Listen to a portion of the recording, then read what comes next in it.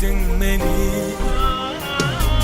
Bilmedin eziydim, bilmedin ne için sevdim seni. Ay sana sevgilim ne için yaka koyup gittin beni. Bilmedin eziydim, bilmedin ne için sevdim seni. Unup gidirdin uzun boyuna, seyretmedi gün senin koyuna.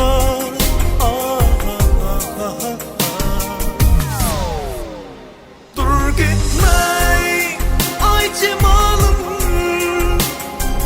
yalvarıyan yapmay beni. Dur gitme seviyorum, son kuvvet göreyim seni. Dur gitme mehribanım, yalvarıyan yapmay beni. Dur gitme seviyorum, son kuvvet göreyim seni.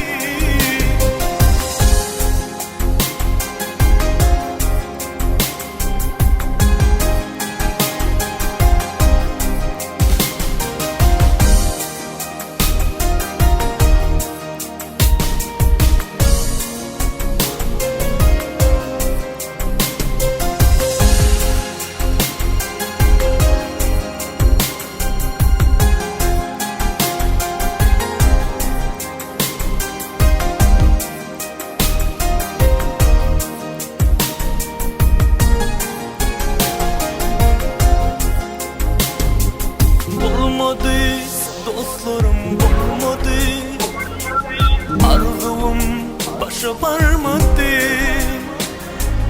Sevgilin yadına